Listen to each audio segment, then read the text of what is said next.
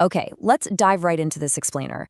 There's just this terrifying, almost magnetic allure to complete isolation in the backcountry, isn't there? I mean, stepping off the grid literally means stepping into the absolute unknown.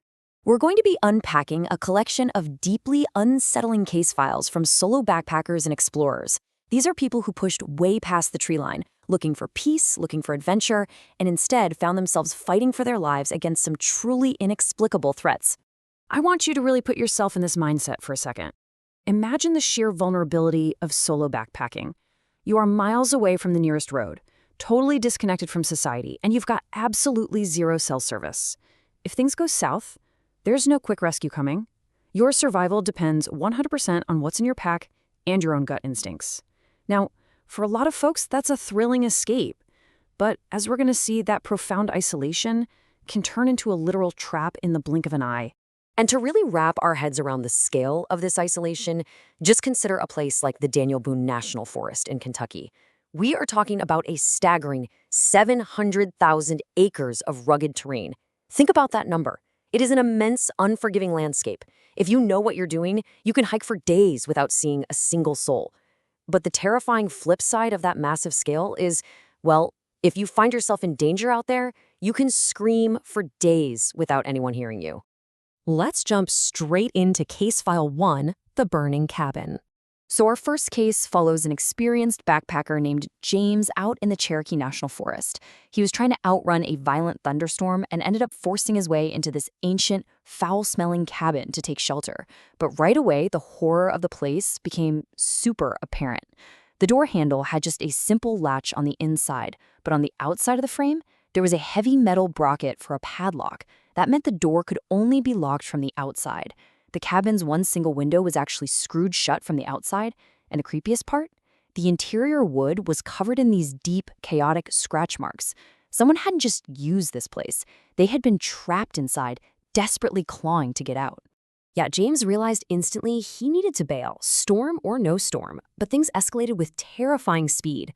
Boom, heavy thumps start echoing on the wooden porch outside, and it definitely wasn't the storm. Then he felt this sudden, heavy pressure literally leaning against the door from the outside. The wood started creaking under the weight of an unseen attacker trying to keep him trapped in there. Within maybe 30 seconds of scrambling to pack his bag, the window glass violently shattered and the entire room erupted into an instant, roaring fireball. The heat was like hitting a physical brick wall. The door was completely jammed from the outside, but James just threw his entire body weight into it and managed to break it right off its hinges. He bursts out into the freezing rain, completely blinded, and is instantly tackled into the mud from behind. The attacker is just maniacal, screaming, ripping at his hair, aggressively trying to gouge his eyes out. James fights for his life, finally shoves the guy off, and sprints blindly into the dark woods. He spent hours hiding under fallen trees in the freezing rain and survived with second-degree burns on his neck and arm. And the chilling reality here? In a torrential downpour, a wet wooden cabin doesn't just spontaneously explode into a fireball. That would had to have been soaked in an accelerant beforehand. It was a completely premeditated trap. Okay, moving on to Case File 2, The Fire Tower. Sometimes the threat in the woods just completely defies all human logic. Take our narrator Charles and his buddy. They used Google Earth to track down this massive, decommissioned fire watchtower deep in uncharted woods. It was a breathtaking spot, but man, it was sketchy. It stood 70 feet tall, accessible only by this rusting, zigzagging metal staircase that eventually turned into a vertical, sheer cage ladder for the very last stretch. Climbing up there was a massive adrenaline rush, and once they hit that 70-foot mark, the isolation was total. The views were incredible, sure, but they were basically trapped inside a tiny glass box in the sky, completely cut off from the ground. Let's walk through how this nightmare played out. Sunset? Totally peaceful. But at nightfall, Charles makes a huge mistake. He accidentally smacks his metal water bottle against the tower's frame. It sends this massive echoing clang out into the pitch-black forest, and almost immediately they see a faint light weaving through the trees far below. But listen, this wasn't some guy with a bobbing flashlight. It was moving with this perfectly smooth, floating motion, and it just stops dead right at the base of their tower. Around midnight, after Charles yells down to it and gets absolute dead silence in return, the light just vanishes. Then, the horrible noises start. Loud metallic clangs and this awful, terrifying grinding noise, like metal twisting against metal, echoing up the steel legs of the tower. And then, at 3 a.m., the impossible happens. A dark, shadowy figure smoothly glides right past the exterior of their 70-foot-high glass windows.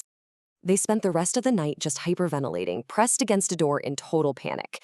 When the sun finally came up, they cracked the door open, and nobody's there. But as they start climbing down to escape, they totally freeze. An entire heavy steel section of that zigzag staircase had been completely silently removed overnight. I'm not talking about a couple of loose steps. This was a massive gap they literally had to jump across. It is physically impossible for a single person to quietly deconstruct heavy structural steel stairs while two guys are sitting just feet above them, let alone project a shadow 70 feet up in the air. That brings us to our final story, Case File 3, The Forest Stalker. We're heading back to the Daniel Boone National Forest, following a highly experienced solo camper, who, by the way, was carrying a .308 rifle. On his first night, 3 days deep into totally unmapped territory, he wakes up to an orange glow. He peeks out of his tent and clearly sees a flickering campfire burning through the trees, maybe 200 yards away. He figures it's just a careless camper and goes back to sleep. But the next morning, he hikes over to that exact clearing just to check it out and finds what we call a phantom fire. The ground was pristine, absolutely untouched. No fire pit, no rocks, zero ash, no charred wood, no footprints. Nothing.